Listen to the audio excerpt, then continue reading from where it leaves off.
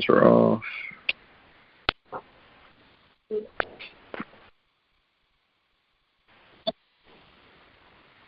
Okay, so now I've got everyone muted, so we don't have to worry about if things get crazy in your own homes. Okay, we're up to 15 people. Great.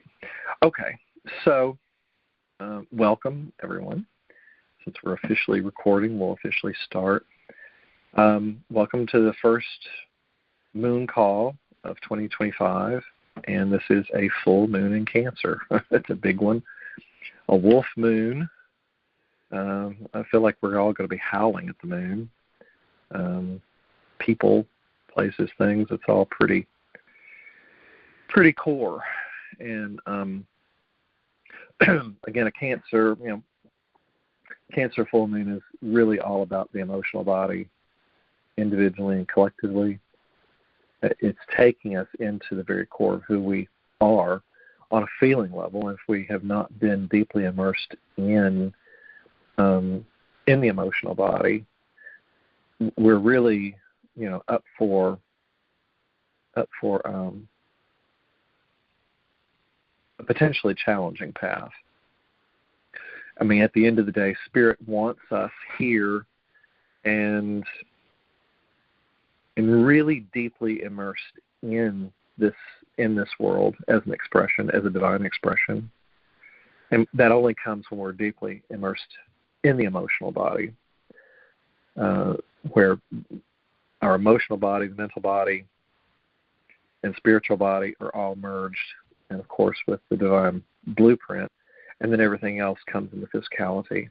And I mean, this is one thing Judith has taught all of us for years, but I think most every major spiritual person, I think, understands that just as a core knowing, that, and of course, all of the things we've been through all the way up until now, have slowly allowed the old understanding of who we have been to really fall apart and disintegrate. And it's really part and parcel of what we're doing. And I've always said this, and it's really true. We're always in a new birthing every nanosecond, and with the birthing, we're always in constant death. So it's always a death and rebirth.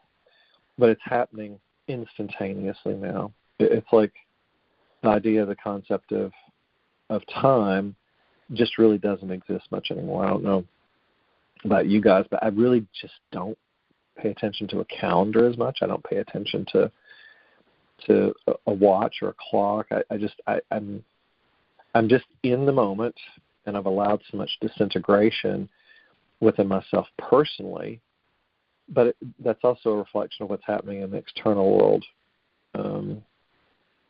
as a reflection of the energies that we're shifting and going through. For some of you that did not maybe hear when I was talking about this a little earlier, when we're just visiting and chatting, I have sent out several really good writings from the astrology standpoint. There were a lot of them I sent in the first notification email last night, this morning. It's been a couple hours just perusing and pulling. But then this afternoon I forgot. There's a friend of mine, Chrissy Martucci. She writes for Astrology for Mindful Living is her thing. And she wrote several really just very core, insightful informational pieces about January 2025, but also going into this year, the way all those things are activating. And a lot of what she has said are things I've already mentioned and talked about in a lot of ways through this last 8 months within the calls. And really, it's been a culmination up until now of what's been happening and the way we've been dealing with these energies and really what we're coming into the potentiality and diving really deep. So if you feel like you've been, having spirit go into the inside of your soul and, like Ann Ortley used to say, scrape out the mayonnaise jar. It's like we've been scraping really deep. I mean, there's always so much baggage and residue and traumas and dramas, but all of these things have to go. And I think if you're on this call, you've already been doing a lot of that. And if you've not been as successful in some of that, this is going to be the next time to do it.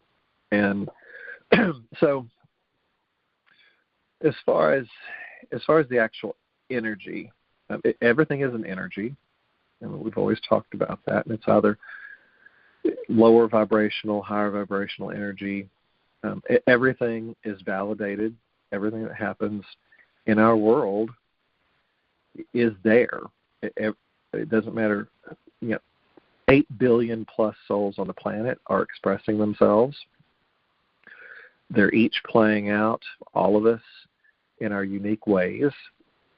Some of them are not playing out in a very high divine expression and frequency right now.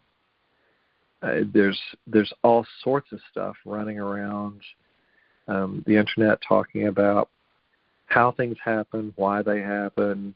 Could be the dark doing this. Could be, and the hard thing it puts us in a place that's kind of difficult to understand sometimes is we wonder how on earth some people can create from such an awful place. And so and it's really crucial to take this in right now because, and I've said this before, Spirit does not differentiate on free will choice and what you create. As high as you want to create, there's always some other energy out there that wants to create from the lowest possible vibration. And that's been allowed to happen because we've lived in polarity duality for eons of time. And all this goes back to the fall of mankind, which Judith had actually gone into in like about 4 or 5 year long meditative retreat during part of her time when she moved out in Colorado. Spirit took her really deep into that initial fall from grace where man thought they knew better than God, and we went into the separation. We created the separation. And that's part of what's being healed now, because in truth, there is no separation. That's an illusion. We are not separate from anything that happens across on the planet, throughout the whole solar system. We're not separate from what's happening in any other country. We're not separate from any other culture. But we've been our minds have been conditioned to believe that we are separate from all of that. And so we're going to continually be brought into sets of circumstances and conditions where it takes us back into perceiving everything as wholeness. And this is going to happen in a myriad of ways. And I've talked about this too. Pluto in Capricorn was really, it just went like a wrecking ball through the structures of our lives. And most astrologers talk about it from the standpoint of financial systems and education systems and banking and what have you. That's all true, and that's all 3D. We're invited to go in a much deeper level of awareness as far as what happened with the Pluto and Capricorn destruction of structure. Imagine it this way. Imagine that it also went in on the atomic and subatomic levels of everything in existence. So every little micron of energy that was being held together in some form, Pluto and Capricorn literally disintegrated that. And this is really on just the deepest micro level. And we don't contemplate that. We're not taught that. We're not, we have no frame of reference for that. Pluto is now in Aquarius. And I think I've I kind of touched on this before, but this was 16 years of Pluto in Capricorn, but we got 20 years of Pluto in Aquarius. This is all about death, transformation, the huge transformation. But the way I perceive it, Capricorn was more about physicality. Aquarius, and I've said it's an air sign, but to me it feels more like water, and aqua is water. So from a phonetic standpoint, Aquarius would mean Aquarius, and I take it more of blending the two, whereas I call it oceanic presence. Aquarius would be just all of that is a presence. It's the air around us. Pisces is more water, but to me they kind of blend together. But with Pluto in Aquarius, it's going to take whatever got broken apart in the last 16 years, and it's going to really dissolve it with an air and water element. And this is a long process, again, 20 years. Now, we have just come out of a huge gear shift, but it's a multi-dimensional shift because it's got multi-planets involved in it. The first thing that has really happened, and this is all happening with a Mars retrograde. So Mars retrograded December the 6th. That's our action, individual, and collective. So as it's gone into a retrograde fashion, we're now not really putting out constructive action necessarily. It's more of a time where, because it's retrograde, it means that it's an internal journey. It will be retrograde until February 23rd, 24th. It will not recover its shadow until April 18th on my birthday.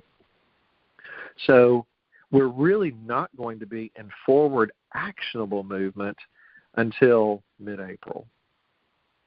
So during this time, we're going to be invited to go in and really reassess how we actuate in our world. Mars is about the action. While that's happening at the very same time,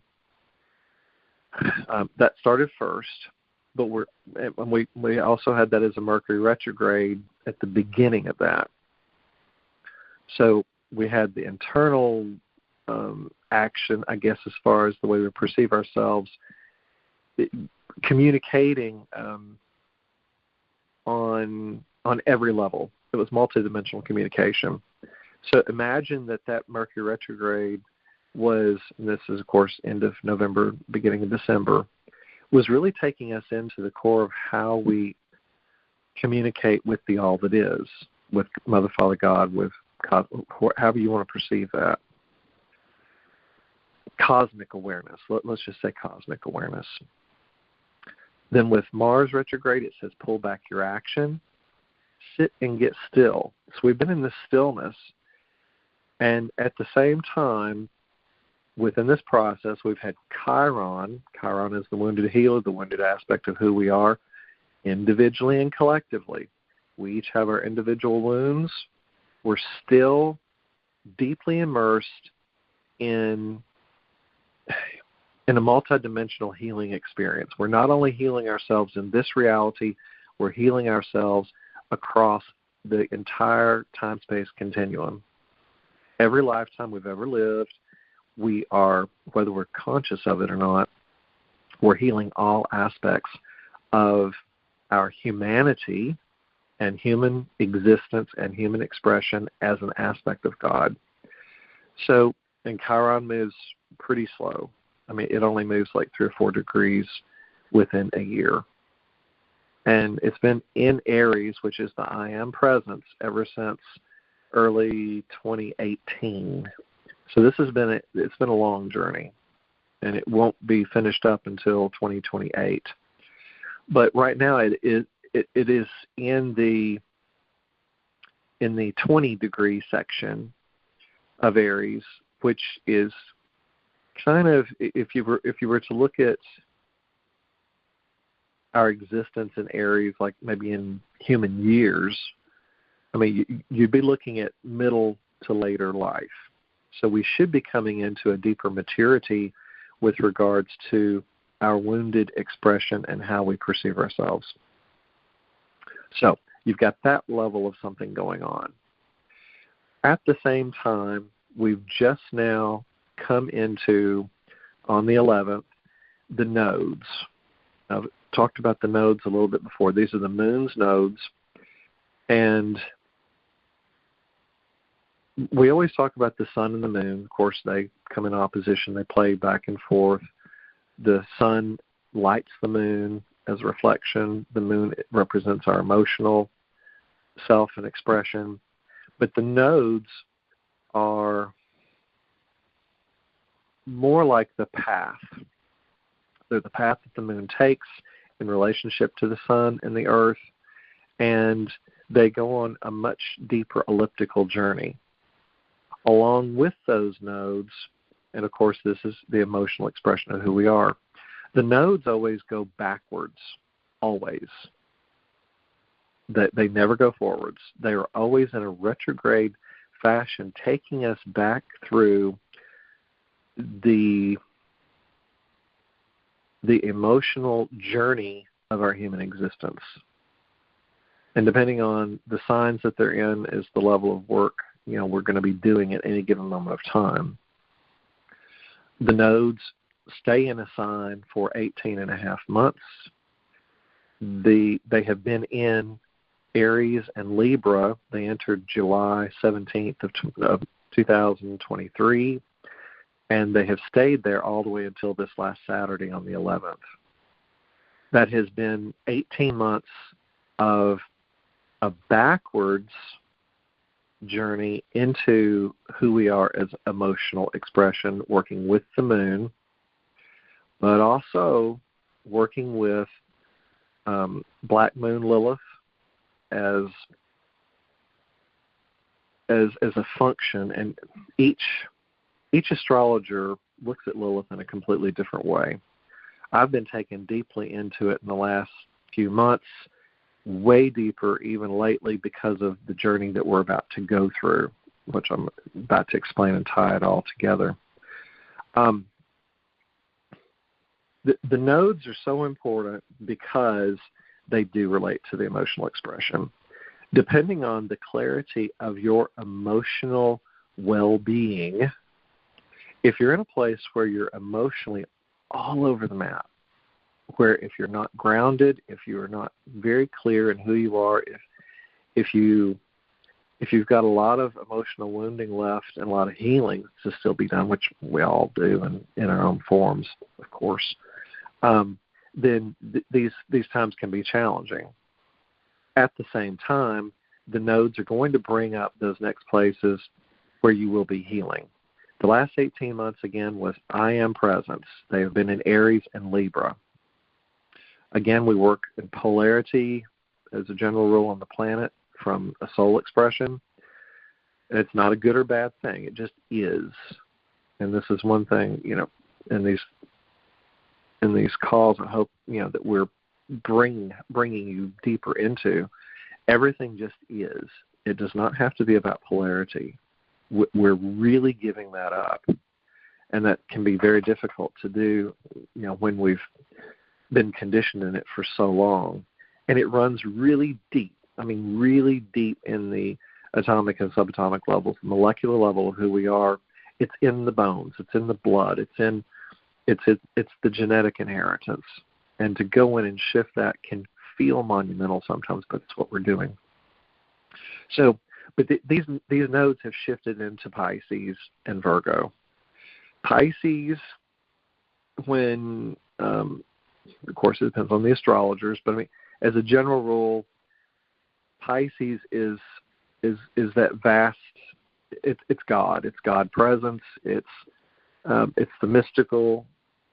It's spiritual, deep spiritual journey. So this is going to be 18 and a half months of Pisces on the one end, and of course that's the north nodes. The north nodes is where we're going. The south node, the opposite end, is where we've been. And that is always in in a balance. They counterbalance each other because we work with both. The south nodes are past life karma, but they're also our gifts, the things we bring forward. That is all in Virgo, the Virgin. So imagine that we have been using the last 18 months to attempt to clear that out. And the other part about this is when you have a sign shift, between signs is one thing. It's, it certainly shifts the energy, it shifts the focus. But this shift is huge from the standpoint that it's gone backwards, through Aries, and it's been at, 0 Aries for the beginning of this year. It is now switched all the way over the Alpha Omega point. I've talked about this before. The zodiac, as a general rule, you can either look at it as circular, that's really not.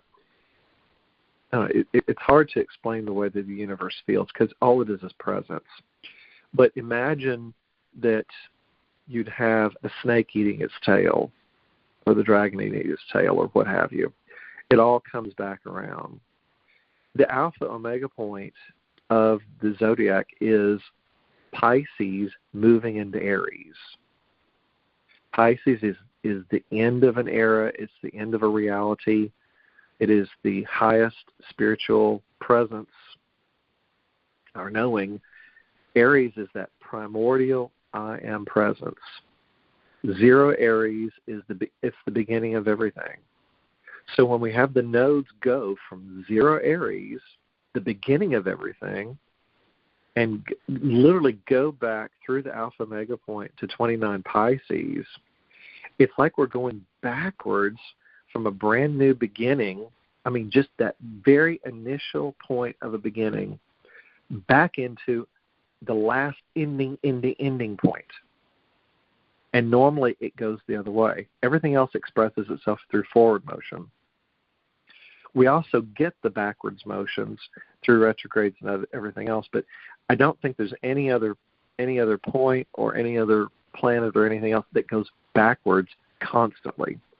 Now, the nodes are only hypothetical points based on the nodal axis that the moon follows again. And, of course, that's our emotional expression. And it's really hard to take this in, but it's happening individually within each of us. That's 8 billion people, but it's also happening with the planets. It's happening with everything in our solar system. Now, I don't know about the universe because I'm not sure about universal function and how that all happens. I've not dived into what quantum theorists and astronomers and people say about that. I do know that everything does work in like a corkscrew. I mean, I have seen several simulations where they talk about our universe within the rest of the universes, and you end up in this wide. Imagine a tornado that comes down, and the point is down at wherever it makes a point, and it circles out as a spiral out, and it gets bigger and bigger and bigger at the top. And of course, it can change dimension, but it's really what's happening with the universe, except the universe then is moving through another universe and through the bigger part of existence, and it's moving at a high rate of speed. We don't perceive that ourselves, but that's really what's happening on the grand cosmic scale.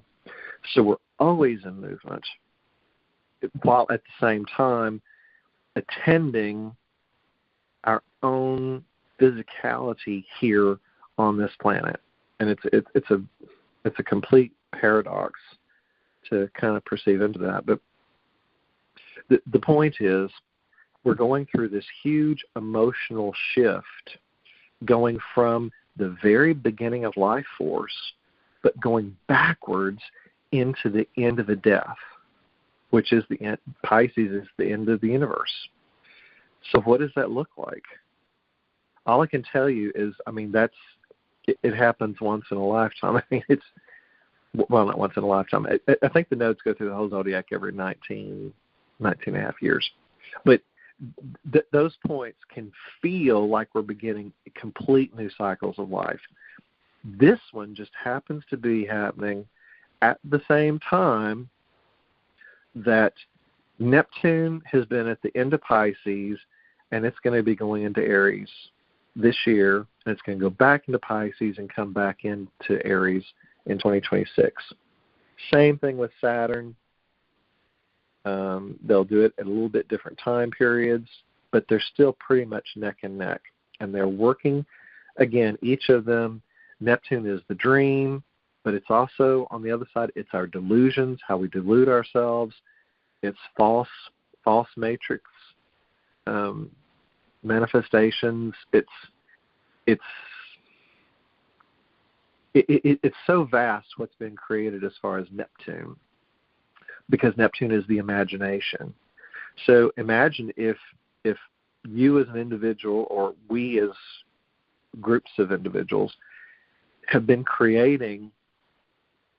we've created some very bizarre realities that are very far away from the Godhead, away from the God presence. That they're so far away from divinity that you couldn't even, you're like, why on God's green earth we've created that?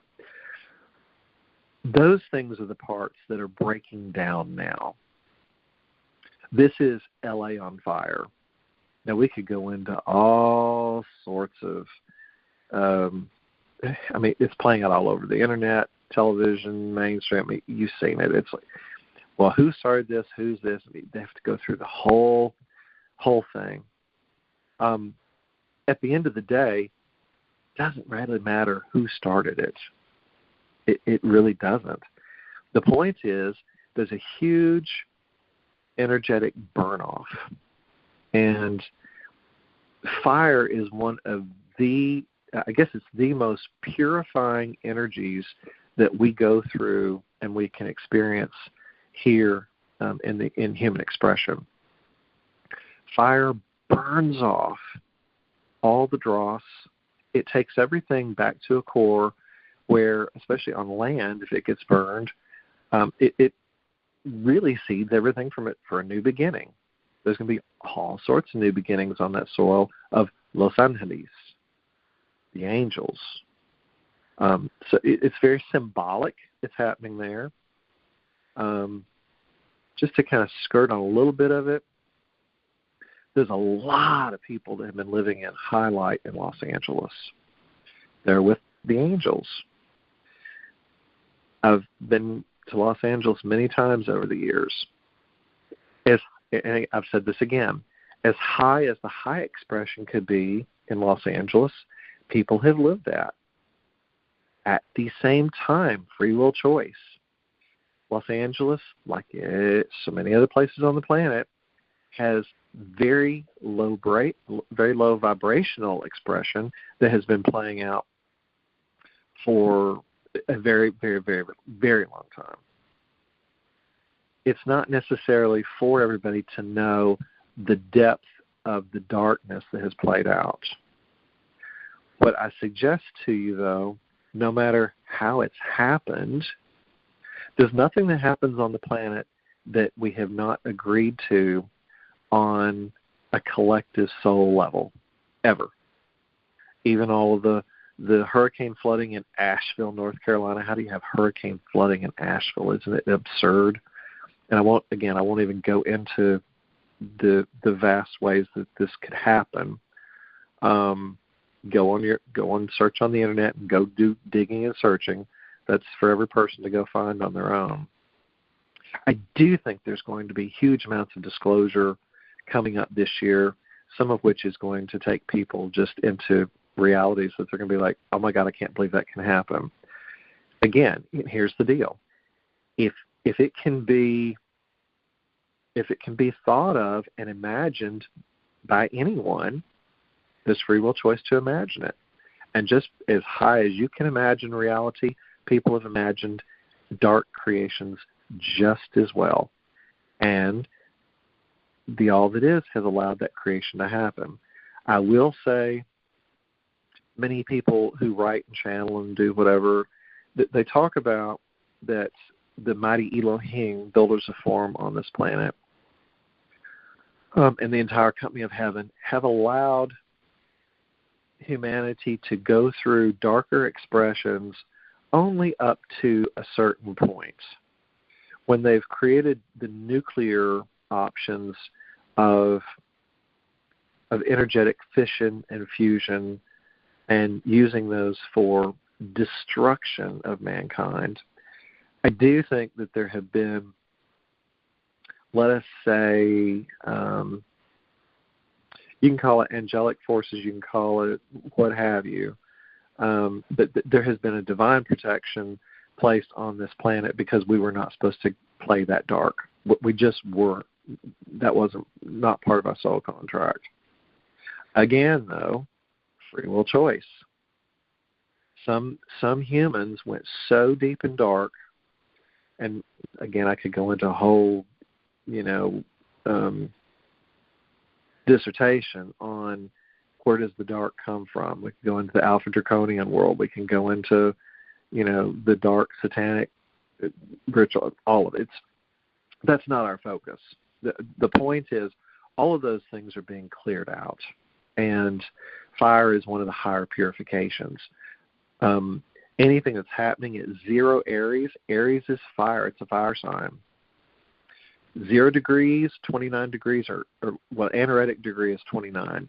0 is that it kind of like, it's like a purification degree.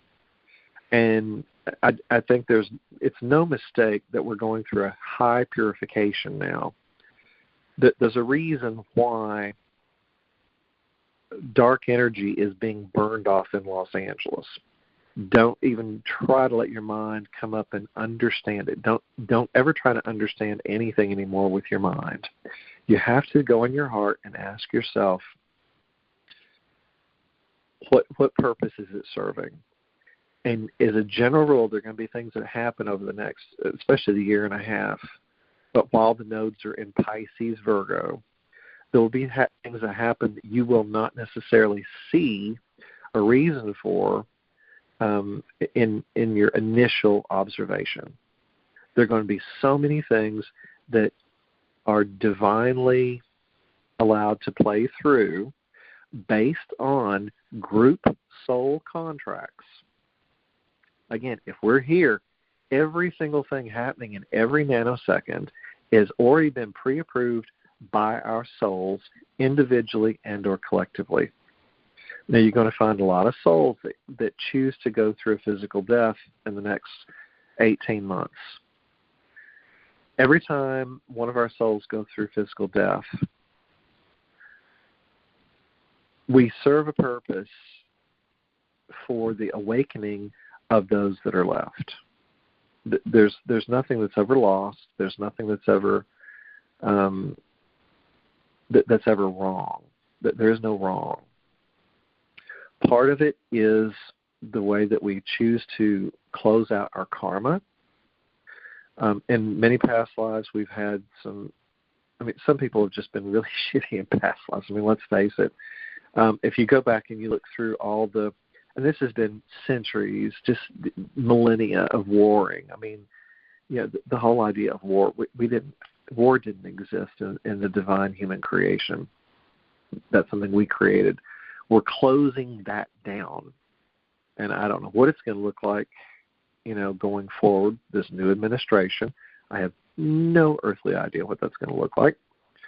And depending on where you are, you're going to read people that want to say it's going to be the best administration on the planet. Some say it's going to be the worst administration on the planet. It's just going to be. It's going to be whatever it's going to be. And believe it or not, every soul contract that's operating within every government around the world, all of those souls are there to express what they came to express and to learn what they came to learn, and either step up to a higher vibrational frequency of creation or lower. It's not for us to place a judgment on it. At the same time, it's going to be potentially challenging to live through the shifts and changes that we're about to go through. Now, I've said all of this to preface the next big shifts. And again, this is Neptune and Saturn going back and forth between Aries and Pisces. Spirit's taken me kind of deeper in this last couple of weeks since the last call. So Pisces is the dream. It's the old dream and the new dream. How it manifests, it's the illusions, the delusions. It's all of the above. It's all one enchilada. There's no separation. Saturn is the work we come here to do individually and collectively. So with both of those outer planets, and they are working in a constant sextile now. Pluto is in sextile because it's now in Aquarius. It's sextiling everything in Aries for the next 20 years. So it's transformation energy. Transformation does not have to be bad. It can end up as fire. It can end up as really destructive force. But sometimes we have to go through a destructive time to get everything broken apart that needs breaking apart, to let people heal, because you end up, it's kind of separating the wheat from the chaff of everything in our lives. And there's so many things that we could make conscious decisions to allow to fall out of our lives, but we don't. So imagine Pluto that's hitting people in places where people are stuck. It's going to unstuck things in our lives so that the I am presence, everything in Aries coming up, the new building of the dream, can really come forth and build something on a really solid foundational basis.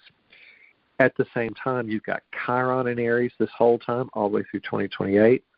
We're allowing ourselves to heal individually and collectively. As Chiron goes into the later degrees of Aries, we're doing a healing on a much deeper and greater level, but we're also feeling the healing more because it's progressing through the sign. So all of that's happening, while at the same time the nodes will take, again, 18 and a half months to go through Pisces, which means they will be semi-sextiling the whole sign of Aries for the next 18 months. So that they will switch out around, I think it's June, July of 2026. Same culmination that's happening then will also be when Saturn and Neptune finally get into Aries, like in February and I think April of 2026.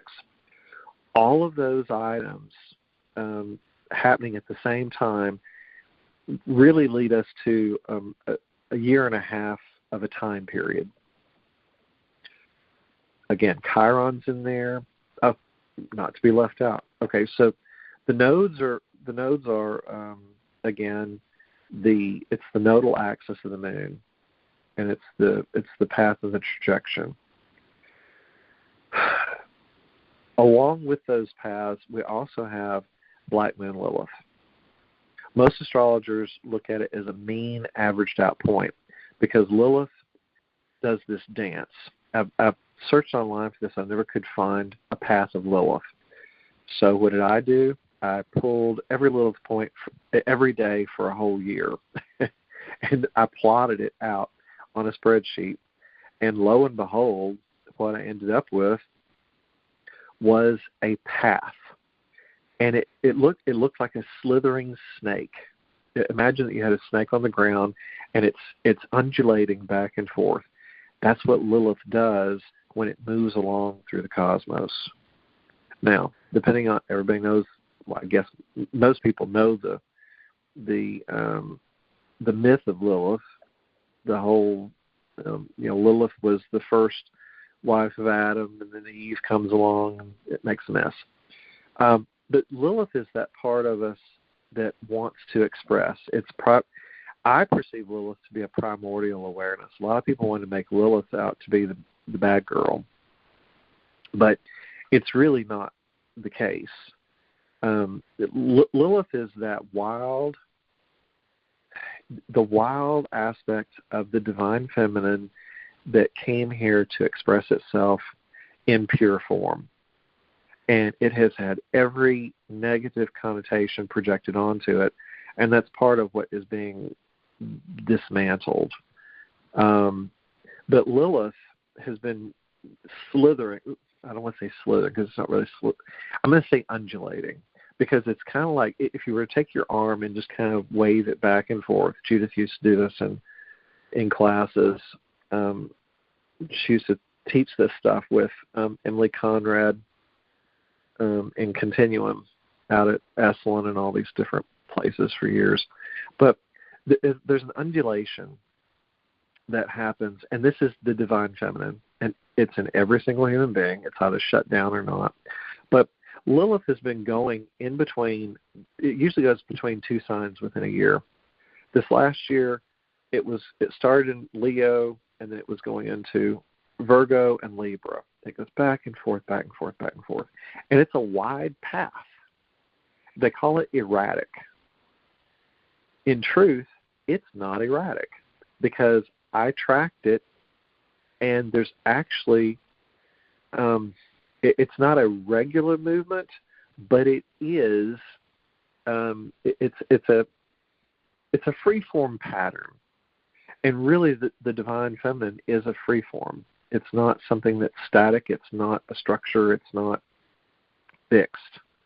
But Lilith basically undulates her way through the zodiac. So anything that's being hit by Lilith, and again, this is, I forget if it's I want to say it's the apogee of the moon. Then there's an opposition point to Lilith, which is called Priapus. Priapus, never hear about Priapus. Priapus is, again, in opposition to Lilith, so you can imagine it as being a divine male version. It used to be, of course, Priapus. Where does that come from? It goes way back in mythology. Go Google it sometime. It's really amazing to read about these things. But Priapus was actually kind of the god of fertility. Priapism, erections, all these kinds of things. It had to do with, it was about fertilizing the earth. It was about, in its higher form, of course. And it got, like Lilith had to take a darker version. They made Priapus take the darker version as well. But Lilith and Priapus are in opposition to each other. The actual function of both within the zodiac, within our lives, are completely different. Priapus follows an actual regular movement through the zodiac. It goes forward. It goes retrogrades, back and forth.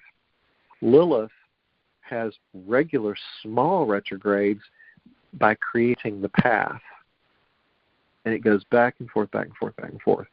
And it's kind of like if you were to have the divine feminine come in and kind of be an energy that permeated your world, sometimes softly, but sometimes not so softly, depending on the aspects, of course, that it's making. But imagine that God were to come into your life and start allowing for a complete dissolution of a part of your life that wasn't in its highest function. That's kind of the way I look at Lilith. And most astrologers, I don't think, understand Lilith. There have been a lot of people write about her, all these kinds of things. But again, I've never seen anyone plot Lilith as far as the way her path looks. And so I guess I'm the first person to do that. And I'm planning to do a video regarding this hopefully soon.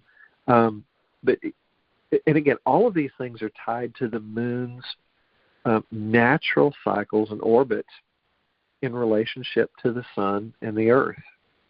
And this is the reason I've spent so much time on these and bring these up, because I find them to be extremely important in the emotional journey that we follow in our lives.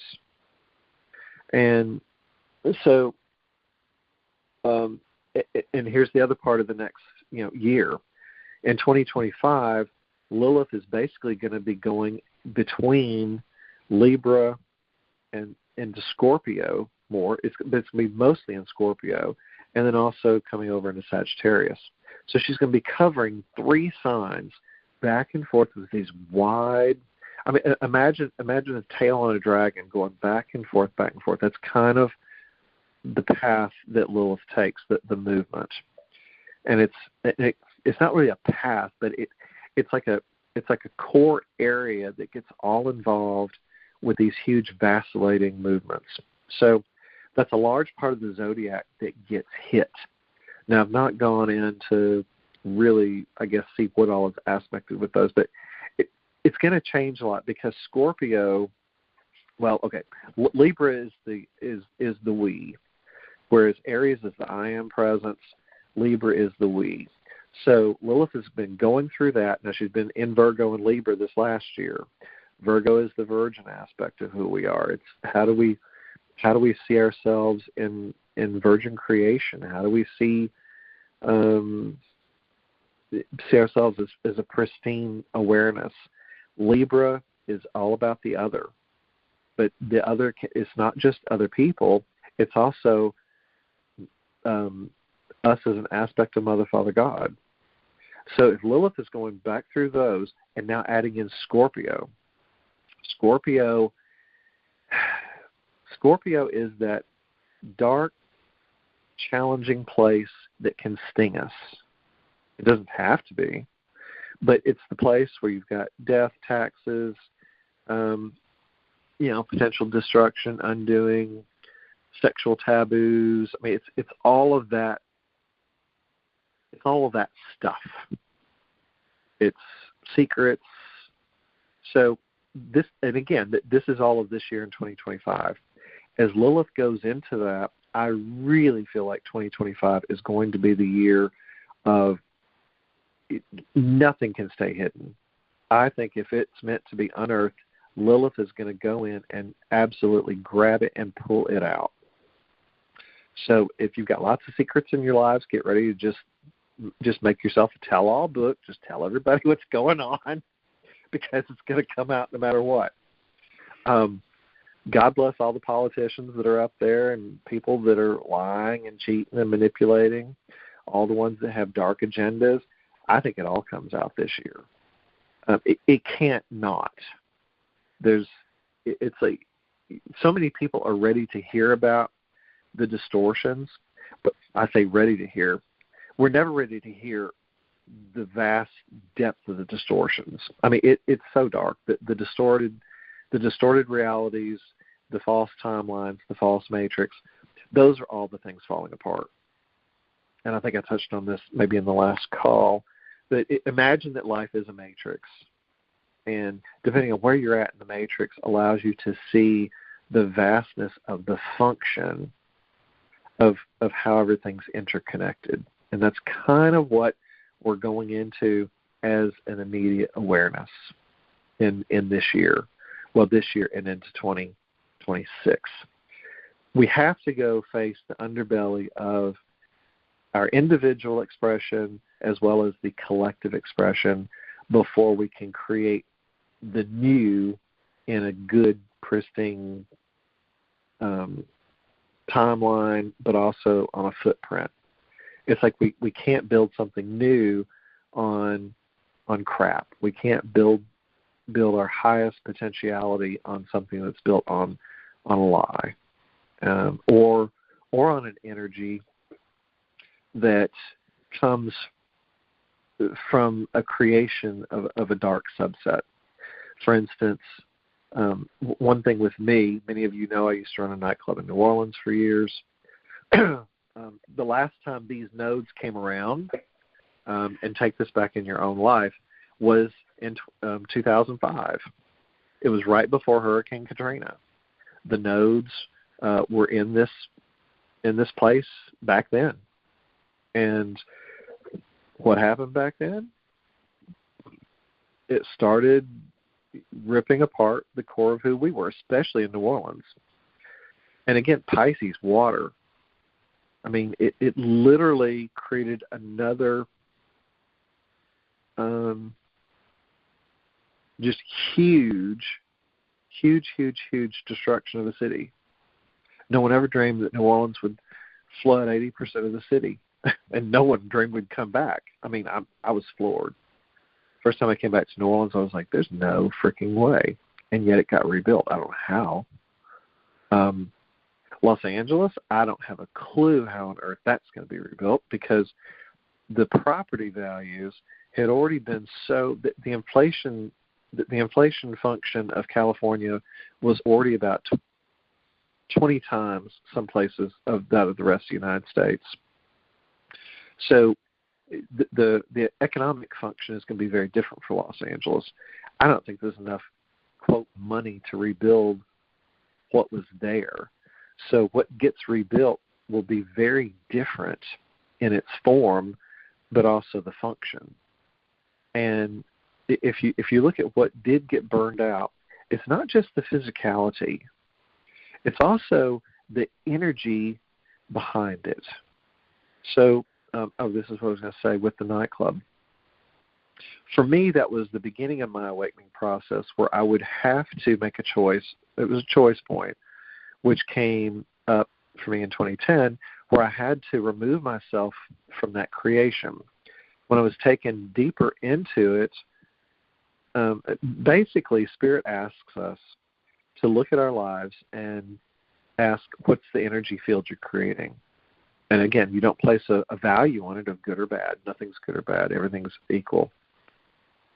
But in the earth where we're going, what we're doing, you have to ask yourself, are you creating anything in your reality where anything you're doing, if it can hurt someone mentally, emotionally, spiritually, or physically, do we need to make a shift where that doesn't happen?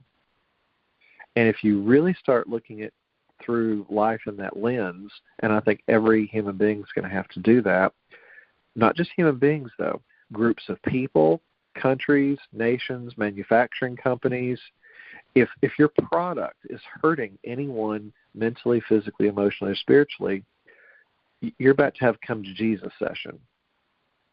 I hope and pray that's the way it's going to work for pharmaceutical companies, because I mean, if you look at that, at the core of who they are and how they function, most pharmaceutical drugs are all synthetic. They are not anything that were ever meant to be put in the human body. The human body cannot metabolize all of that false crap, and it's part of what it's basically been what I call a legal poisoning of a population. And it's sad that it's happened in the United States. They've done it on purpose because America was supposed to be Atlantis, up and coming, people that were going to incarnate here. We were going to build a new America, a new world. And they've literally tried to destroy us in doing this. And part of this is against crimes against humanity, and I don't know how it's going to be played out. That's the way I would certainly articulate it, and I would fight for it. I mean, I'm hoping and praying, but that's just one example. All the manufactured foods with all the chemicals and everything in those. I mean, everybody that works at these places, I mean, they take these jobs because they have to. I mean, if you're in an area and that's the only job there is, that's what you do. You know, manufacturing companies put mom and pop farms out of business. Walmart put little stores out of business. All these huge conglomerations destroyed the vital life force of countries, or our country, but it's also not in other countries. So we're really at a whole complete different choice point. And again, everybody, every country, every person has to make core decisions in how they are going to express themselves in our world now. And that's what's shifted. All of the planetary shifts support this is a new way of observing where we've been, because you can't make a new path, in a new clean reality unless you've seen where you've been. And if there's a karma that's left, cause effect reality. If we have been putting out into the world, we've got to get what we put back. So I mean, what's that going to look like? And I think part of that is what America as a soul, or the United States of America, there's 3 Americas, central and south and north. But as a country, though, the United States, I feel, it's having a Pluto return. Pluto returns are not necessarily pretty. Again, 1776 was forming of a constitution. So there's going to be 20 years of a process of America going through a Pluto return, karmic return. What are we creating in the external world to form? I don't say that to bring a fear-based reality. I say it so that if you see something happening in the world out there, either to the United States or whatever else, there has to be a karmic balancing, because everything is a balance in the world. Nature abhors a vacuum, and everything has to provide balance. When things swing one way in a pendulum, it has to be pulled back into a balance. So if there's places where the United States has been acting inappropriately or out of integrity, those things are going to come back in balance. I don't necessarily know that we are more out of balance than any other country, but there has to be where all countries are pulled back into a deep integrity for not just its own citizens, but also in their own participation in the world around them. And that's a lot. I mean, I'm sitting here realizing everything I've talked about in almost an hour here, and it's gone all over the map. Again, I don't even know what I'm going to say. I'm just sitting here, Spirit just comes in and talks. So I don't mean this to talk your ear off, but it's really very indicative of the vastness of what we are shifting and what we're coming into. And for anybody that listens to this call, you're listening to the call because it's going to potentially open you up to a different way of perceiving the world that you didn't before, and also to really give you a more vast understanding of the complexity of all the interconnectedness of who we are as individual expressions, but also in sub-expressions. So I don't remember I talked about this in the last call, but like, for instance, in Los Angeles, you've got a certain group of people that live in Los Angeles. Some of those people may have just moved to Los Angeles within the last month or 2 months, and this is all fresh, and they just bought a house, and it's gone and burned down to the ground. And again, their souls agreed to be there to go through this to provide balance for something else in their lives. The same thing happened for us in New Orleans. I did not flood. My home did not take on any water. I found that to be miraculous in a city of, where 80% of the homes took on water. My boss's $1 million mansion behind me, though, took on 3 feet of water. It happened to be lower than mine, but was there some karmic balance there? I don't know. And at some point, we give up the need to even project a value onto it. We go through it experientially, and things happen to us, and they take us. Everything is love. Everything is meant to take us back into our hearts. I guess I just didn't need to be taken in. But for somehow, the water line just magically came up where it needed to for every single person in New Orleans to get what they needed on a soul level in that particular moment. The same is true for Los Angeles. Supposedly the fires are jumping around here to there, whatever else. Is it smart meters being activated? I don't know. Is it direct energy weapons? I don't know. Technology's there. Go look. I always say follow the money. What happens when you have a clean slate of any place like this? There's going to be all sorts of rebuilding. Who's going to make the money? Do you have eminent domain that's going to kick in? Is it coincidences that State Farm canceled 70,000 policies just a few months earlier before this? Is it coincidence that the Palisades Reservoir just happens to be empty, just happens to be being worked on while this is all happening? I don't know. Coincidence that $17 million was cut out of the fire budget of Los Angeles? I don't know. Lots of coincidences. But I don't want to be conspiracy theorists, but we have to look at facts. And so you look at the facts and you come to some conclusions. Then, however, we're asked to go beyond the third dimensional facts of reality. We're asked to be going into a much deeper level of awareness on what's happening at a core soul level. And part of this, again, it's a group soul level. And depending on where each person is listening to this call, you're going to be part of, there's not just a you, but you're also part of your own family structures, friends, the town you live in, the state, country, whatever. There's all these sub-levels of soul contracts that we're part of, and all of those things are playing out. And I say this, I guess I'm being told to say this, it's being presented to me. We have to perceive ourselves on all of these different levels and layers, because as we participate in the game of life and who we are as a life expression, we're part of communities, and we're part of groups, we're part of a business we work for or not.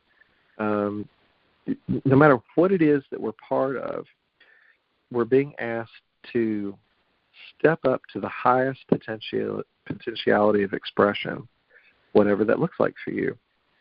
It's going to look very different for 8 billion people. The other thing that Spirit really kind of took me into in the last couple of weeks is that vast difference, the genetic inheritance of different people in different countries, the really deep difference of how reality is perceived, again, between indigenous people, like in Australia, people in societies in Africa. I mean, some people live in such a simplicity, and yet they are completely happy without all of the material comforts and creature comforts of this and that and the matrix we live in the Western world, because they don't know anything different. It's, once you create a culture and society that is conditioned to have a certain expectation, then that becomes the norm that you think you know. And yet, somewhere else on the planet, the reality couldn't be more different. And yet we have no frame of reference for how to even survive. I mean, you've got Amazon jungles in South America. You've got, the list could go. I'm not even going to go into them all. European communities that are just so wonderful and idyllic, at least on the surface, and yet many of them are still very in tune to nature. They look at natural rhythms. They look at, not necessarily having some big job for success. That they may have very simple life expressions within their communities. They're completely happy. They're not stressed out. They're not any of those things. The Asian countries, if you look at so much of the way that they function, there's been so much limitation in the way that Asians were able to express themselves, especially in China. Japan, not so much. Japan, I think after the war, we rebuilt Japan. Japan is very cutting edge. I mean, even China is high on technology now, but China has a much larger population. And if you look at the vastness of human expression over there, it's, again, all over the map. But they still live, I believe, in very deep limitation. And again, sometimes we create our own limitations. Other times the limitations are projected onto us. One of the things I think that's going to happen in the next year and a half, as we have had this 18 years of the nodes in Aries, Libra, we have rebuilt our relationship with ourselves and our I am expression of who we are. And now we're going to go out and we're going to actuate it in Pisces and Virgo. At the same time, though, there's going to be places in the emotional expression of who we are. It's going to be the baggage. It's going to be the steamer trunk of stuff you carry around. And I'm not talking about just physical stuff. I'm talking about the emotional baggage, the mental. If you have any last residue to deal with, that's what the next 6 or 18 months are going to be. I've said this before. It's a functioning bardo state here while we are awake on the planet. It's going to be a come to Jesus session for every human being. There's not going to be any way out of it. And again, though, every person's going to process it differently. They're going to experience it differently based on the accrued karma of their particular soul contracts throughout multidimensional expression with all of their timelines, but also shared karmic timelines within wherever they're at on the planet. You may also ask, I was taken into this. I said, well, what happens if you move to a different country? At that point, you do shift your timeline. It doesn't mean that you give up your karmic inheritance as far as an energy. It just means that you will have to go through a different expression in the way that you experience the cause-effect reality. It may be the exact same way, obviously, depending on the culture that you would change and move yourself to. The expression may have to change some, but we can't run away from our karma. We can't run away from our genetic inheritance. You can't undo or give away something you don't own. So we either have to live through it in the world of form, or we go in and transmute it. And that's one thing that I think this last year and a half has taught me, is going in and transmuting energy. This is one thing that Judith did at the very core for all of us. She took us into the energy, and we had to go meet it, and once we met it, it could be released. And we're still encouraged to do that to this day. We don't have a Judith at this particular moment of time, but this group is really serving as a Judith for all of us, because the vibrational frequency that we're at and these levels of awareness that hopefully Spirit is taking you through me as we talk about these things, hopefully it's going to awaken places within you where you contemplate some of these really shut down places that have to be gone into and excavated. And again, these do not have to be difficult processes. You can actually go in, hit the energy, feel it, move it through. And it's part of the function that we do in the meditative part of these calls, which I think that we're about to do. Gosh, it's already 9:15. I've talked for this whole time, and I know what I've said, and someone's like, oh. I'm trying to remember if there's anything that needs to be recapitulated. Just a quick thing. So we've got the moon and the nodes and Lilith. So the opposite of Lilith is the Priapus, and I touched on this a bit earlier. But Priapus is the male expression. Lilith is the divine feminine, but Priapus I see as, it should have been functioning as the divine male. And it was the fertility.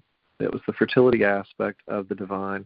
So as Lilith and Priapus dance, and again, Priapus is the opposition point of Lilith. Lilith is, she really undulates all over wherever she's at. It's the wild divine expression. But Priapus, even though it's the apogee, let me see. No, one's the perigee and one's the apogee, I forget. But the point is they're always in relationship.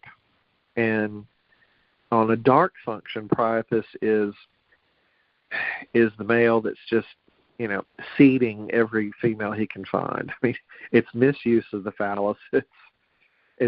it's the darker expression. The higher expression is the divine male energy that goes in and really works with the divine feminine to create the highest potential creation possible. So it's not about, a guy going in and putting his thing everywhere on the planet. It's about going in and working in a higher divine balance, but from a place of strength and maturity, and creating something really solid and stable. That's how I see the higher function of Priapus. And you just don't hear about that really in the astrology as much.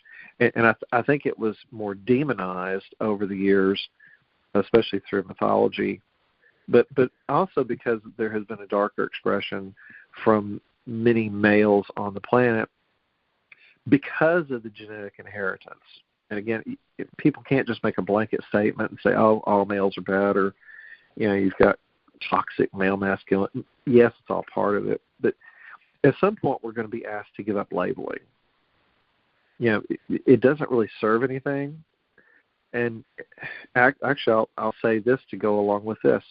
When you go into a doctor, I've said this before, if a doctor sits there and diagnoses you, oh, you've got cancer, you either have one or two choices. You give power to the doctor and you say, oh, well, I'm dead. It's a death sentence and I'm going to die. And you just go ahead and you associate with that, and you co-create the cancer. You co-create the death within yourself because there's a give up. Or you go in and say, oh, that's nice. So you've gone in, there's some mass there, and you're going to treat it in your third dimensional way. You're either going to radiate it or chemo it or whatever else. You're going to kill me off with the other stuff. Or you go in and you say, I'm going to go on the internet, and I know there's people that have gone in and dealt with either tumor growths and different things, and of course every cancer is different, but there's also the potentiality to go in and heal. You can also do that just by shifting your mindset, and it's almost like you are creating your own reality. If you give up and you do not associate yourself with the cancer thing, if you don't take it on as an identity, then you're not going to create that as a timeline. And this is one of the places where that's how powerful hypnosis is in the external world. If you give over your dominion to another entity or anyone else that tells you something, then you're giving your power away. And it's one of the key ways we give power away. Do not listen to the Pied Piper of anyone else out there that tells you you're going to be sick or you're going to be whatever else. I don't care what the genetic inheritance is. Yes, certain people have a predisposition to have to bring a certain condition to themselves. Even Judith created, the cancer timeline because of genetic inheritance, and she did not transcend it. I'm not even going to go into the whole depths of all of that, but for whatever reason, did her soul make a choice point where it could have jumped and done something differently? And I'll say this because this is really, it puts us in a tricky place of, in our own lives. At what point do we work with a doctor in assisting us in keeping physical health? And at what point do we not use 3D medicine? And yes, there's been many successful times where you've had to have surgery on different things and it removes this or that and you're able to live a happy, healthy life. The other problem to this ends up, especially with cancer cells, anytime a doctor goes in and cuts an individual open, just the very trauma of that and having your hands, utensils, whatever else, touch anything else in the body, it disrupts those cells and it just spreads the cells around. If the cells go in and merge with other cells, then all you've done is spread the cancer growth to other places. So we're better off, I feel like, go consult a doctor. I'm not one. Don't sue, because I'm not telling you to do this, but what happens if we go in and treat ourselves either with baking soda, waters, apple cider vinegar, lemon waters, different things like that. Any what used to be normal, healthy sources of things we would do to heal ourselves. But most importantly, really staying deep in our heart and asking Spirit to guide us. And there's too many people that have cured themselves of cancer without going into the third dimensional mafia medical complex. And again, we have to be careful even articulating such a thing because they don't like to lose money. But, okay, I think I've about saturated. Again, and we're also coming into so many things, new technologies that are going to be emerging, new ways of doing things, new ways of healing. Part of it will come from the AI, learning of certain things. But I also, my feeling is to stay as far away from AI as we can possibly be. I don't see a good purpose to it. I'm sure there are probably some, but I don't get a good feeling from it. I mean, and they've always said, too, Hollywood likes to show us what they're going to do, how our future will look. And if you go back and look at the movies and the themes that have been projected out onto us all these years, Blade Runner and Alien, I mean, all of these things.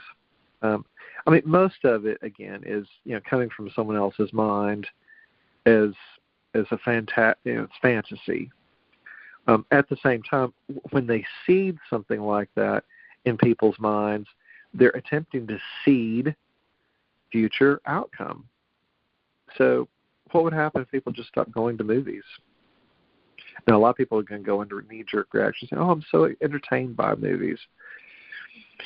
Yes and no.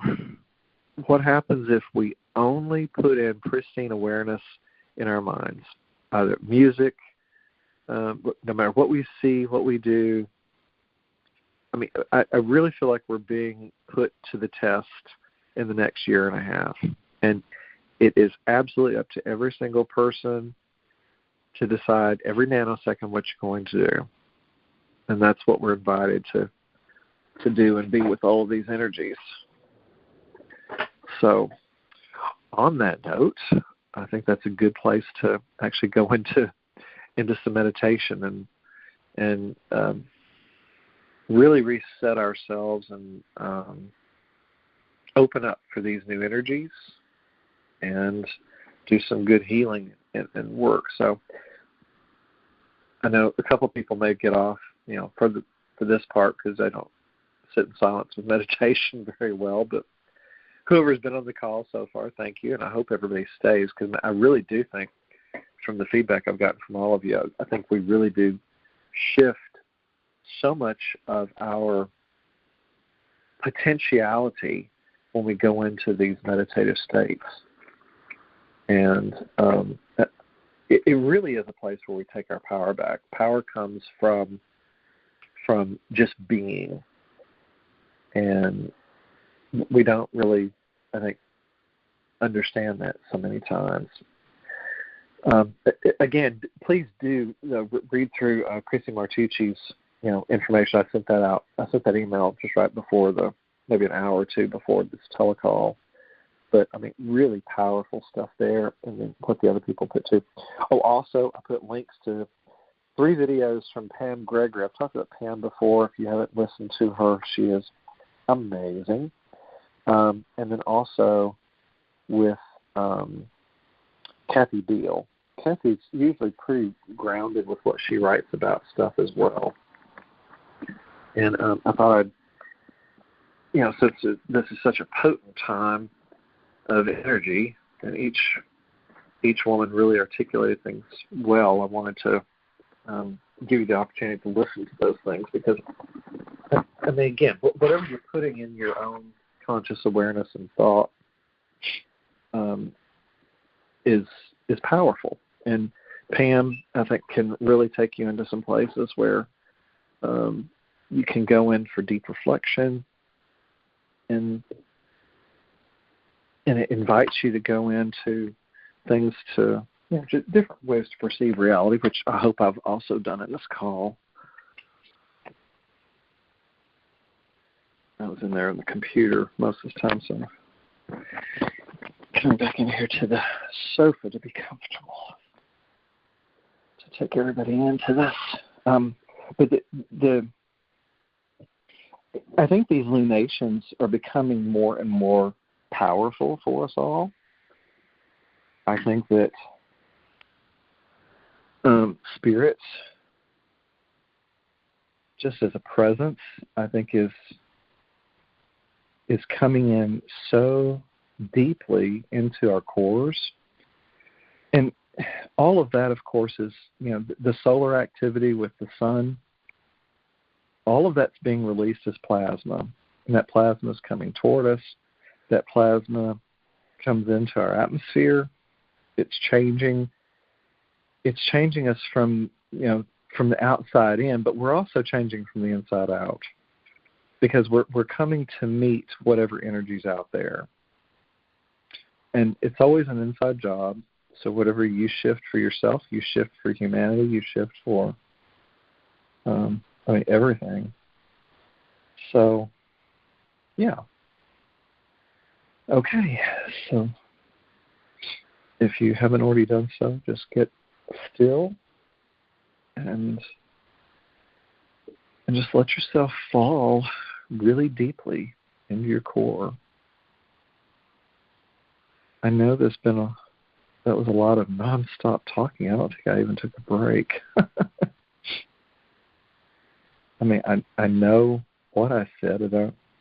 I think Spirit just merges and presents out what needs to be presented out in any moment. So,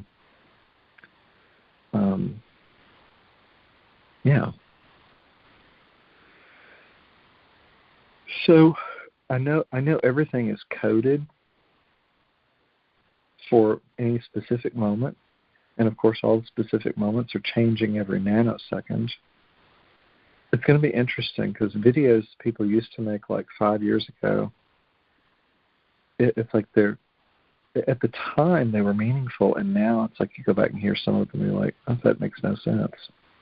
And I think that's going to happen exponentially fast now. Like, the information put out in this video may not mean anything to us in 6 months, because we will have made such huge quantum jumps that none of it will be relevant. I don't know. And yet there may be still some people on the planet that may hear something and that be exactly what they need to hear in that moment. It's going to be interesting, but we're really making quantum shifts in how we perceive ourselves, and also how we shift the world around us. And again, this also goes in and ties into what I've talked about before with Rupert Sheldrake, talking about the morphogenetic field. Everything is the field. The field is morphogenetic. It morphs. It has to come meet us where we're at. And as we continually, exponentially shift, then the field has to shift to meet us. And so as that happens, I think, and of course, the field is the field. As all the plasma hits that field, as all these planets are shifting, the field has to, be in response to all of that too. So everything is magnetized. Everything is taken more and more into immediacy. I think the morphogenetic field is becoming more immediacy, and I think that's what's going to lead us to a deeper. It's like as you think it, so it is. I think we're going to become way more telepathic. We're going to feel what other people are going to feel. We're going to sense what they're not saying. If there's any secrets, I don't think there's going to be secrets anymore. I think what we're going to know in our core if someone's telling us the truth on anything anymore. I don't think anything's going to be allowed to be hidden. And it's one reason I think we're going to go ahead and have the disclosure pretty fast. I hope and pray. We've been talking about disclosure forever. But there's so many different things, so many levels of disclosure, not just cosmic disclosure, but I also think the way that the dark has functioned on the planet. So, yeah. So let's just fall really deeply. Just feel into your heart. And just fall in. Just put all of your awareness in your heart center and just fall into your heart.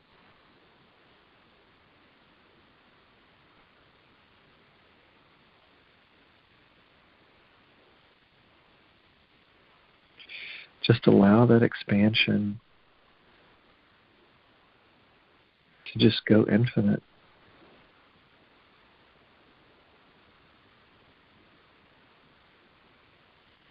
Because once you're in your heart, there's no place you're not.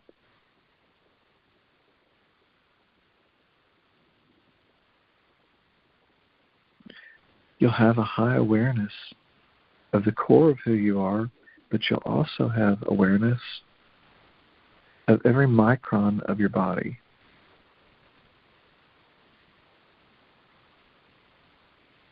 All at this particular minute, you are in your blood, you're in your skin, you're in the skeletal system, you're in all of your organs, you're in the circulatory system, you're in the lymphatic system. There's no separation.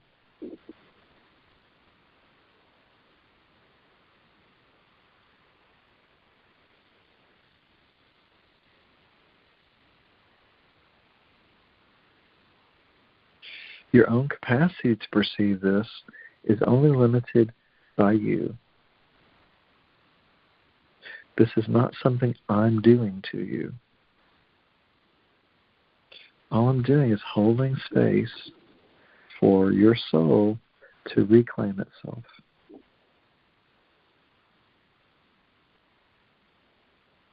This is what Judith took me into.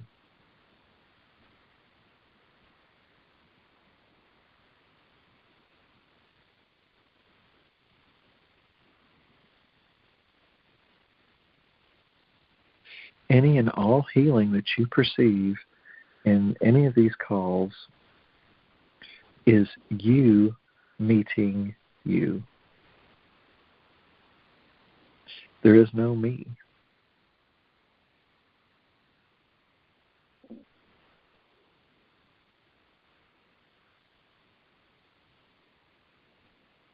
That is yours to claim.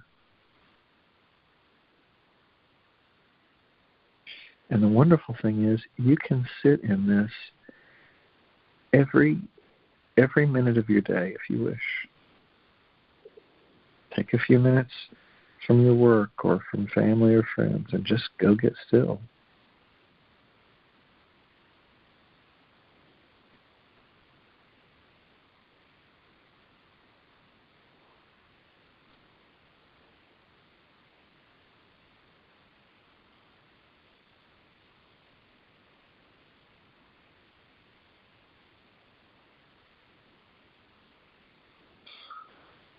As you breathe, just observe the breath.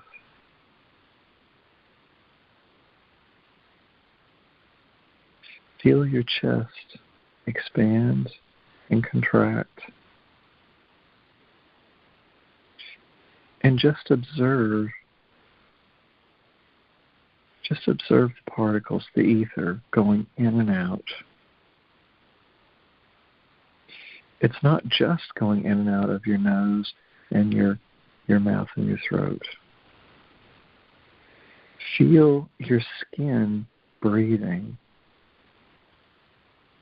Feel the breath move all the way through the totality of your body.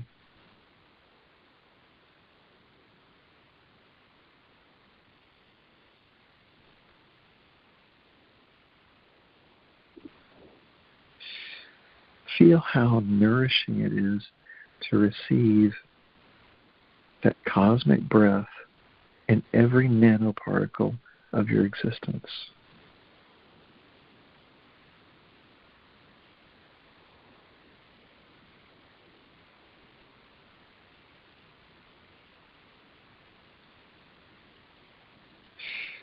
Some of you have meditated for so long, for so many years, you just live in this space.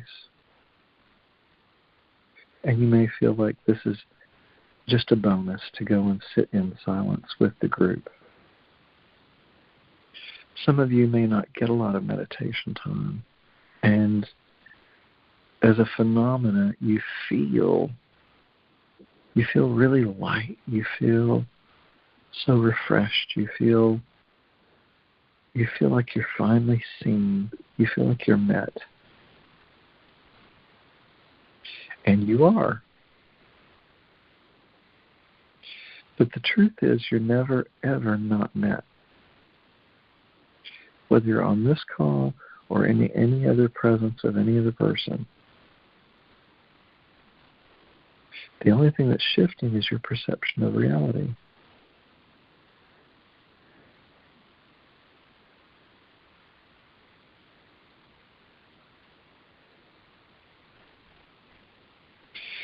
Several of you asked at the beginning of the call if all of these huge astrological shifts were going to be good or bad.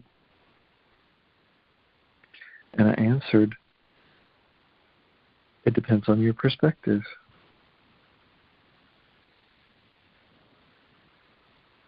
In truth, good and bad do not exist. It's just a different reality. It depends on your capacity to see beyond something as good or bad. Once you're only in a place of isness, everything is just happening around you. You don't have to label it as good or bad. It just is. Sometimes people have all sorts of things happen to them in the external world of form, and they have a perception of it being bad based on conditioning. Something may fall out of your life and you say, oh, that's so bad, I can't believe that happened, it's awful.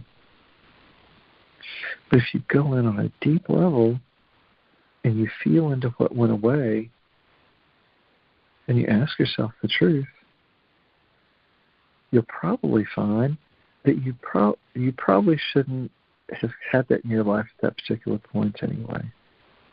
You could have made a conscious choice to release whatever that was and done it on your own. If circumstances happened to remove something out of your life, can you observe it as spirit gifting you with something and relieving you from something you no longer need? What happens when you allow yourself to surrender so deeply to divine presence?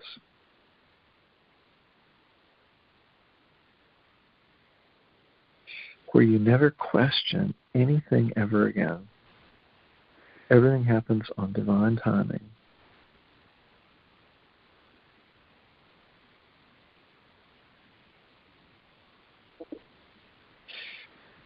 Where your knowing is so heartfelt and you're merged with presence so completely and deeply that there's nothing that can happen in the world of form that will ever shift you or shake the core of who you are.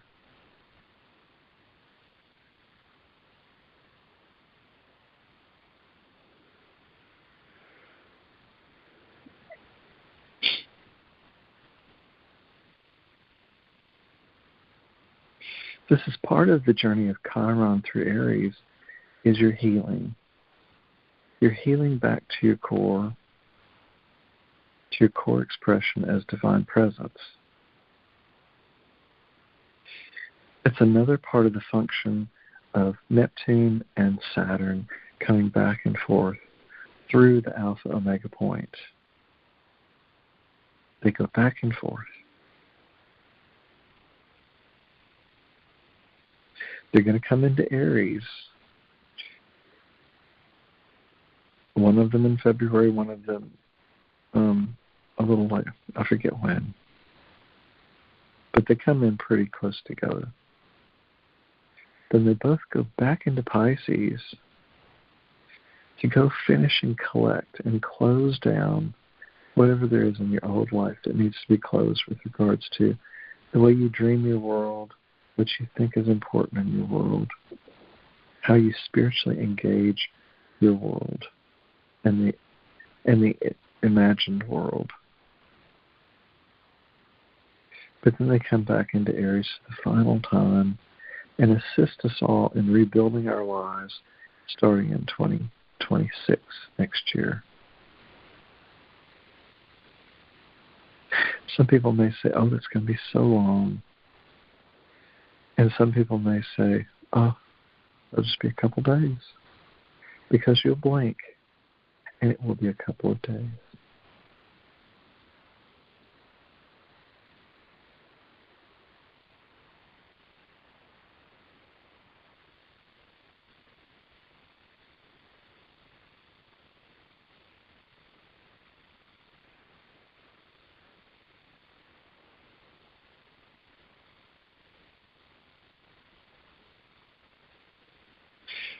Feel into the vastness of this reset.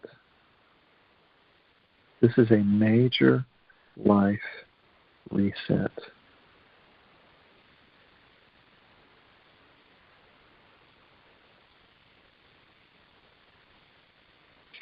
So many of the planetary configurations in your cosmic reality are lined up to assist you in going into a pure, energetic shift in how you perceive yourself as a divine aspect, as a divine expression. There'll be people that may perhaps hear this recording later and have no frame of reference for what I'm saying. They don't perceive themselves as a divine expression, and so they won't even hear it. They won't have any perception of it.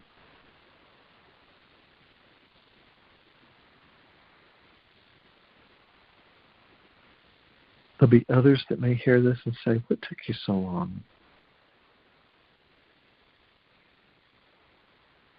Again, 8 billion people, and each are along their own soul progression in a very unique space, learning their own set of unique levels of soul growth, of multidimensional family dynamics, community dynamics, business dynamics with people they work for.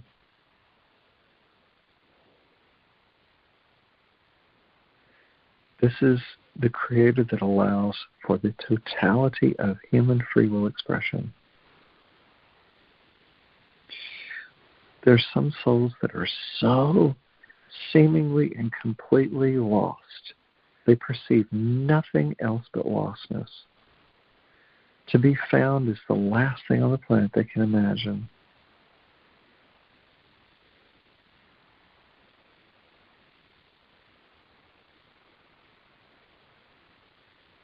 And yet, in this moment, every person listening to this call is in their deepest immediacy of their own awareness, and they have been found. They have found themselves. You have all found yourself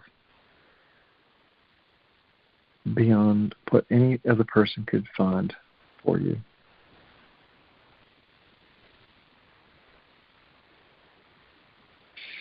Because this is a full moon in Cancer, it is in just very unprecedented times.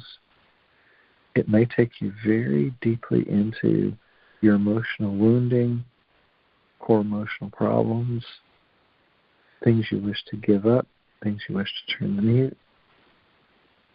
You may just cry and cry and cry if you have still additional levels and layers of unprocessed anger, resentment, sadness, grief, what have you.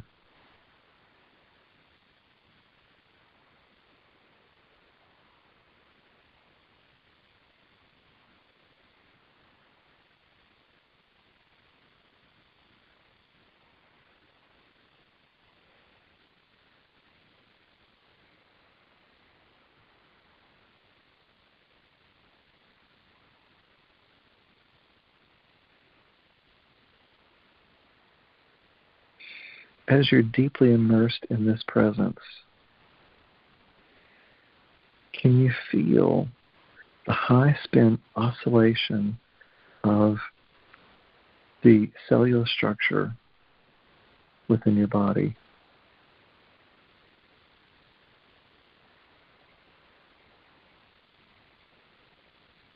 Can you feel the spin?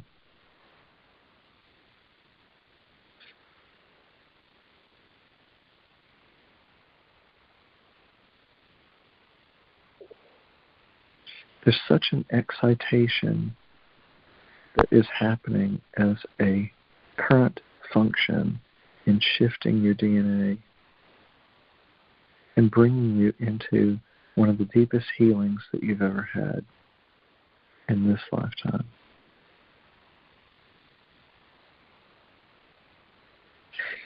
Don't forget to breathe out. As you breathe out, you're removing so much depth and density.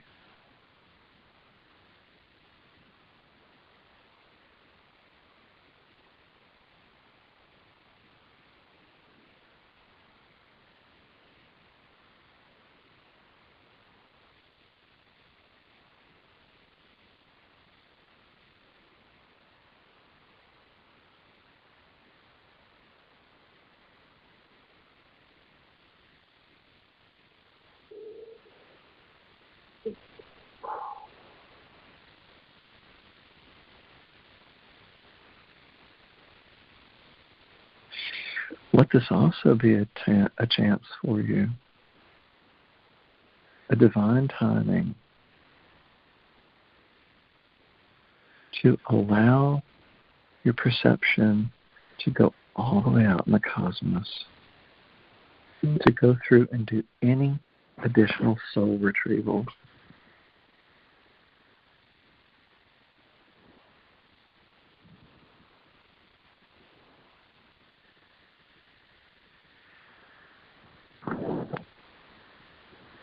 If there's any lost parts of you that you still need to go work,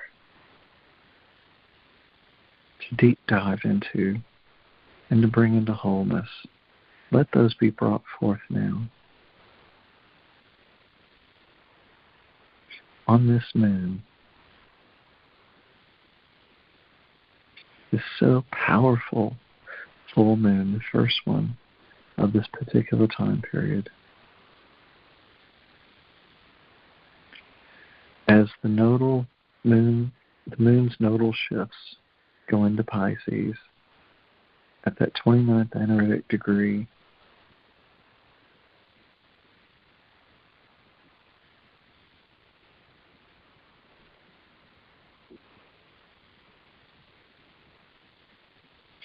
may we ask for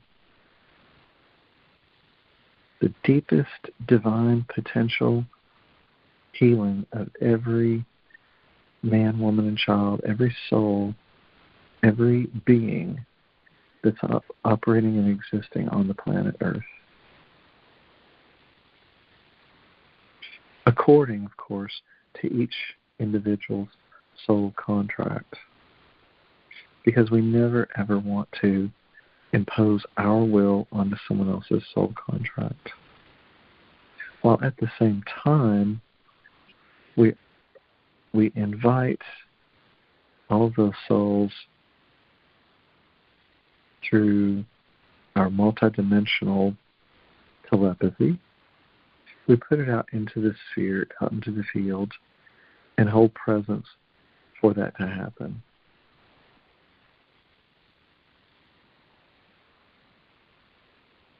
As the all that is, Mother, Father, God, however you want to call that, as we uplift all of those souls to their highest capacity of healing, perhaps they will hear that message. And Spirit can bring them into higher vibrational frequency to heal those places they may not even know were there or even be able to ask for.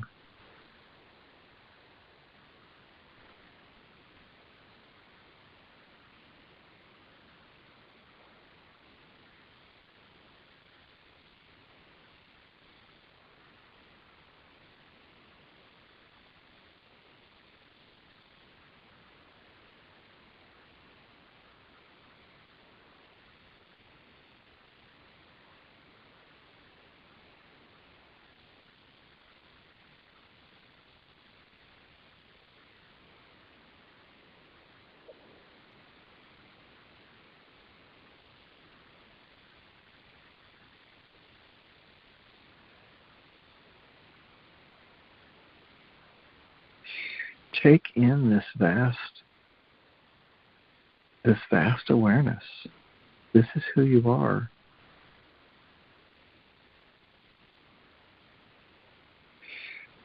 Again, there is no separation.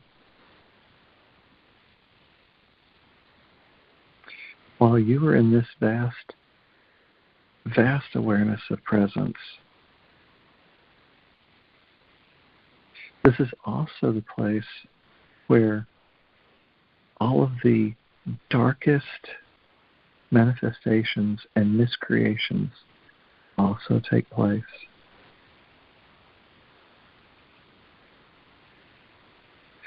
Ask on behalf of the entirety of humanity that Mother, Father, God may work with any soul not creating in their highest potentiality to assist in dissolving out any and all distorted thought forms and miscreated realities, and assist humanity in closing down any and all timelines throughout infinite presence, through all of existence.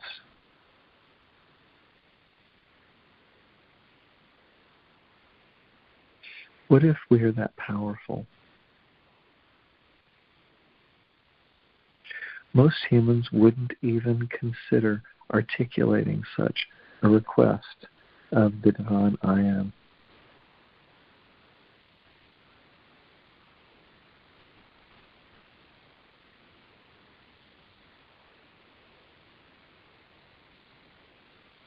This is what Judith took me into for 20 years.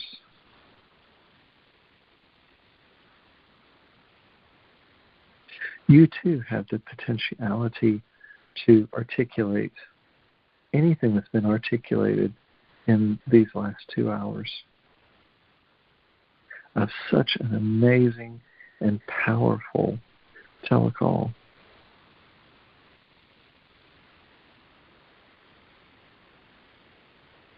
And I think most everyone has stayed present for this telecall the whole way through. It's been pretty stable. Each of your souls knew you had to be here. What's funny, I think there are 16 attendees now. So not just the 13, but an additional 3.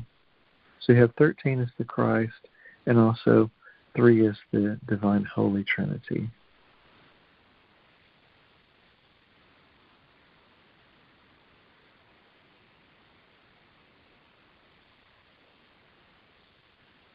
You can always look at the numbers and project any value you wish to them.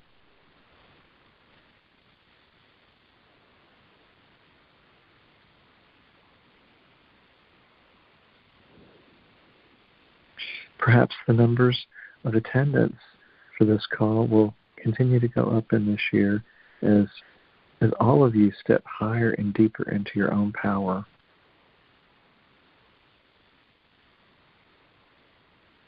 If you know of any other people in your own life that you feel may benefit, please invite them to the telecall.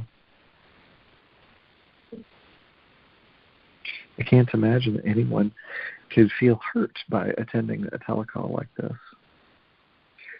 While at the same time, there'll be people that may feel lost and may not even be able to track what is said in the telecall. If they don't have a frame of reference for something, they can't know it. And yet, at the same time,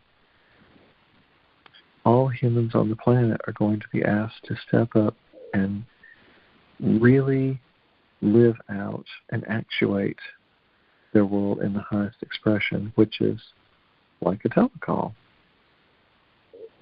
So even though you may have people that may not initially understand, people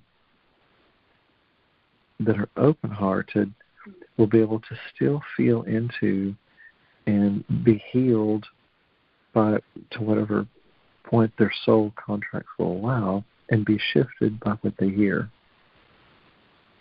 They may not understand it, but they can still feel into the energy. Everything's a frequency.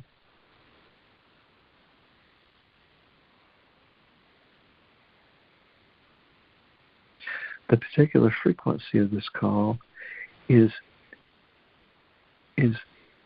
so wide open. There's not any energy in this telecall that would limit anyone's either participation or the potentiality to listen and to gain some sort of wisdom in some way for their particular soul evolution and journey at any particular point of time.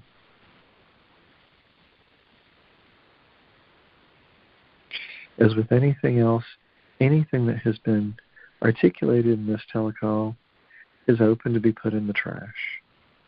If it doesn't work for you, put it in the trash. If, on the other hand, it's activated some either small part of you for healing, or it's activated some vast piece of the puzzle for you,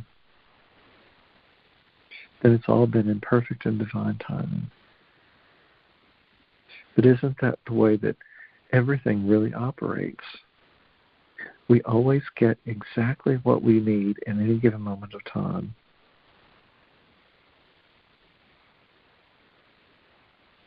And that is an eternal truth.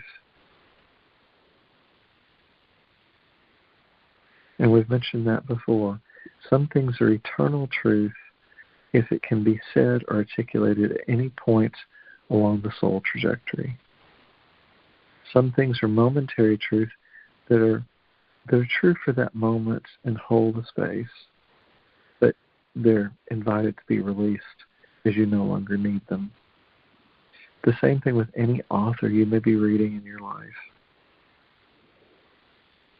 You're really being requested to go in and look at every single nanosecond of your life and how you spend your time,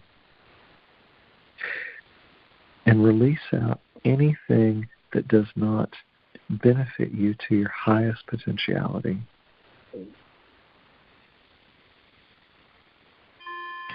And that still does not mean that you will not have to chop wood and carry water. That is the nature of the human existence.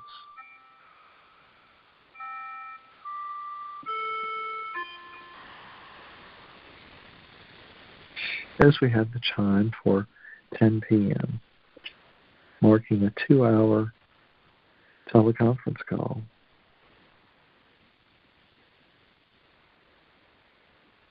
Or since we all started getting on the call anyway. This may be the longest telecall, and in many ways it's been the most significant with its capacity to shift and heal.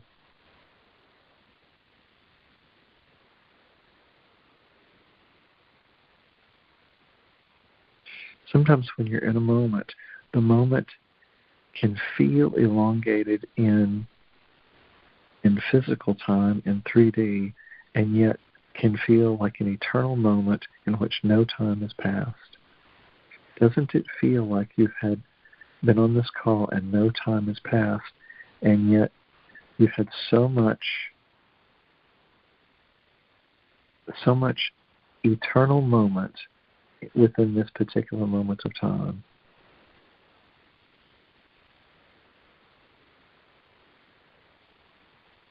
One loses track of time when one is in an eternal, healed space of awareness. There's nothing else to do. There's nothing else to say. There's only just you being in that moment and allowing a complete disintegration of everything that doesn't work anymore. And a complete healing to wholeness that leaves you in an absolutely ecstatic state.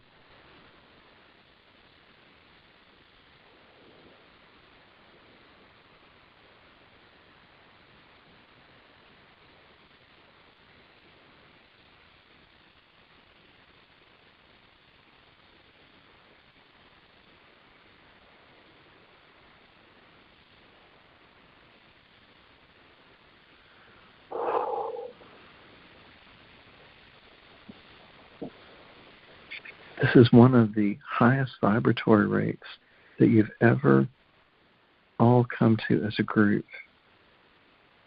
because you've all stayed engaged and you've stayed deeply attendant at the core heart level.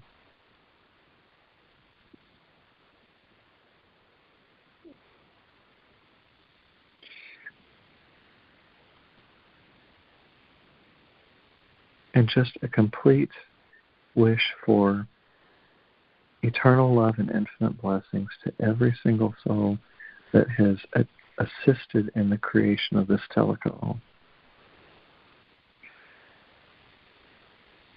We'll provide a link for the call a little later so that everyone can go back and re-listen to the call. And again, the frequency that's created on the call is eternal. So the healing capacities are always there. And there's been so much information in this particular call. You're invited to go back and re-listen to and really reground anything that you felt spoke to your heart.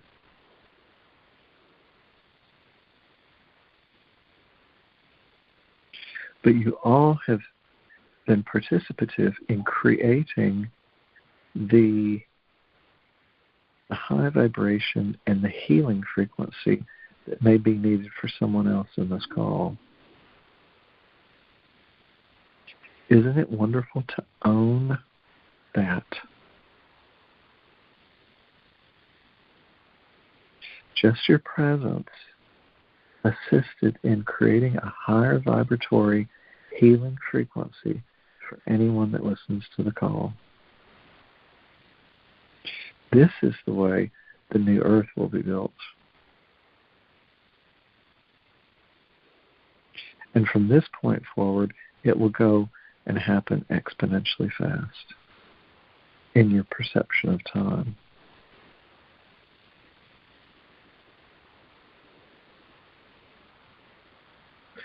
Deepest gratitude and infinite love to you all.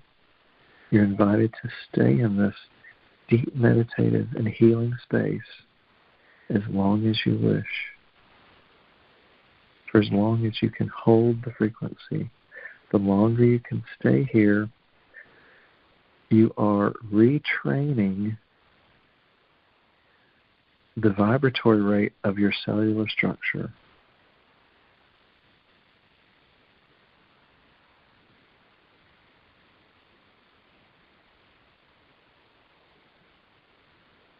You're literally rewriting your DNA just through presence. How powerful is that?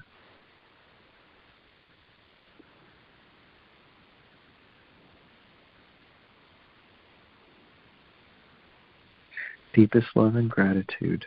Om Shanti.